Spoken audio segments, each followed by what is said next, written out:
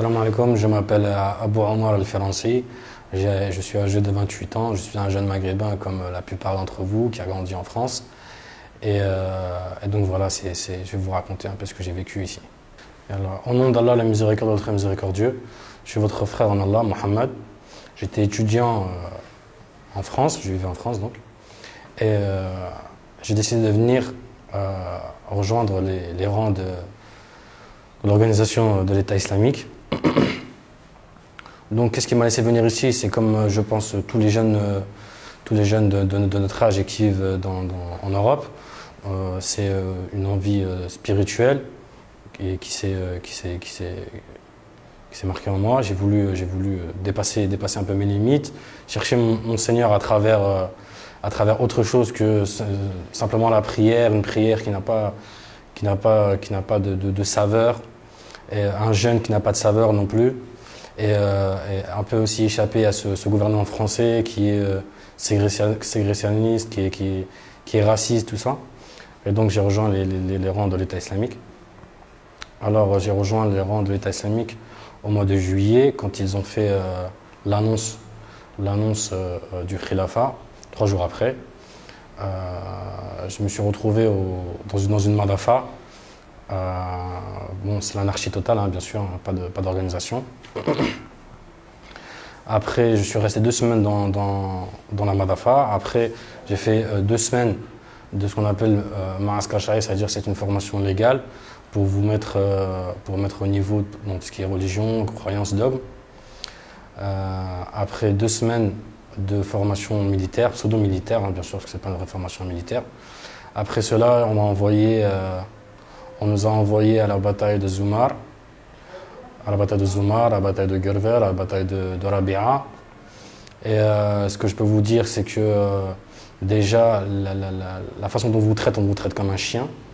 Vous n'êtes rien d'autre qu'un soldat. C'est-à-dire que ce n'est pas une organisation islamique au sens propre où tout est islamique du début à la fin. Ce sont seulement les membres qui sont revendiqués être musulmans, et pour ce qui est des institutions, de la pratique, ça n'a rien à voir. Ce sont plutôt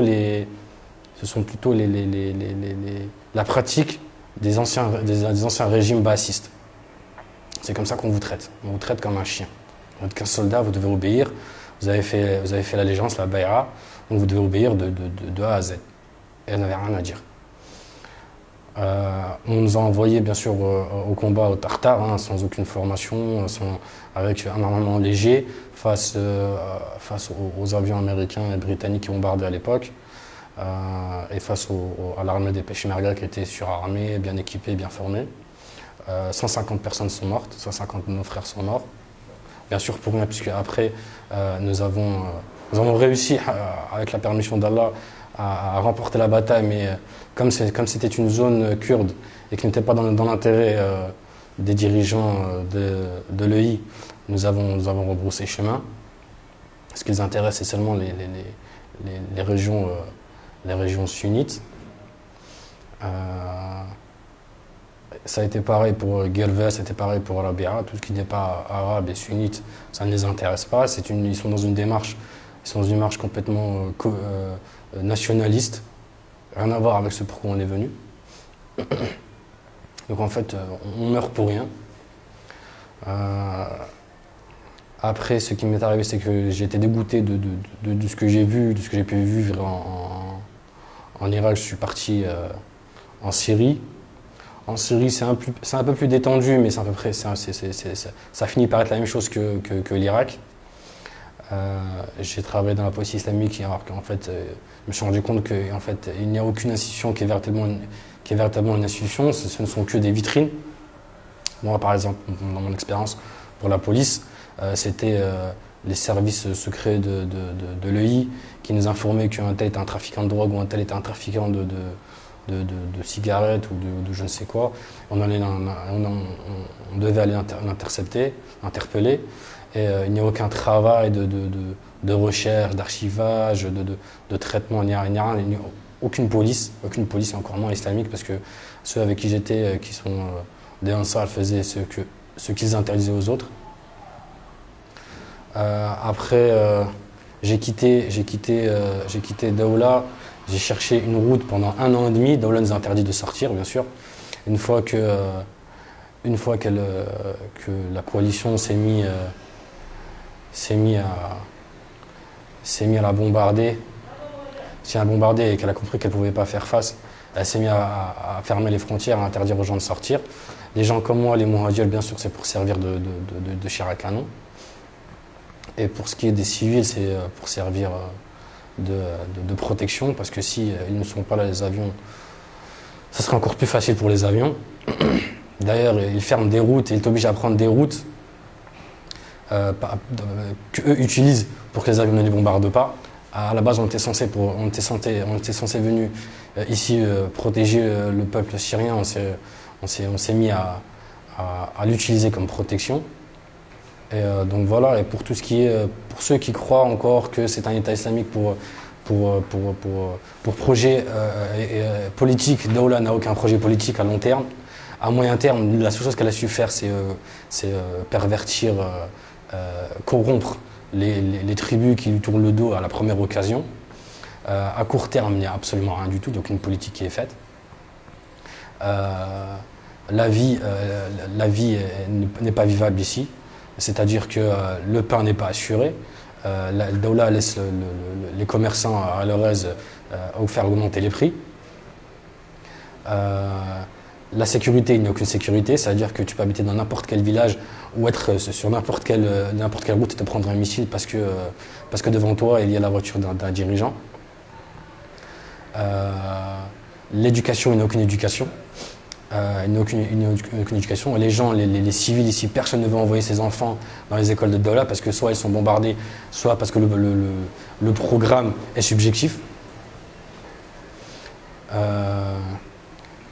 Quant à ce qui est économique, alors celui qui veut commercer, ce sont les codes de Daoula. Si par exemple tu veux vendre du fuel, tu n'as pas d'acheter du fuel moins cher ailleurs. Tu es obligé d'acheter le fuel ici.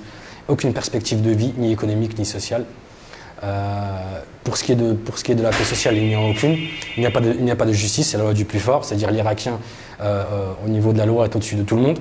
Après, ce sont les émirs qui sont au-dessus de tout le monde. Après, c'est l'homme qui est au-dessus de la femme. Et après, c'est le musulman qui est au-dessus de l'esclave. Il n'y a aucune justice. C'est les émirs qui décident. Pour exemple, je vais vous donner la fois où j'ai été emprisonné parce que j'ai tenté de sortir. Il y avait un juge et un émir, et le juge était à côté, et c'est l'émir qui décidait, et le juge n'a pas une fois dit un mot, ne s'est pas opposé une fois à ce que l'émir disait. Pour ce qui est des muhajiroun, vous êtes de la chair à canon, vos femmes, on cherche à les avoir quand vous êtes même encore en vie, on ne veut même pas que vous mourrez. Sachez aussi que si vous mourrez, il y a une loi qui dit que votre femme doit aller pendant 1 an en madafa, c'est-à-dire en internat, et au bout d'1 an, elle est obligée de se marier, c'est-à-dire c'est une espèce de viol légal en fait.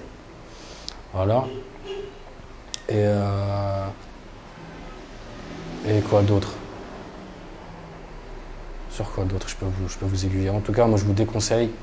Je vous déconseille. J'ai jamais vécu l'humiliation, l'injustice, la ségrégation de toute ma vie comme je l'ai vécu à Daoula. C'est une entreprise tribale irakienne. C'est des gens qui roulent pour eux-mêmes. C'est comme l'Afghanistan, c'est exactement la même chose. C'est du copier-coller.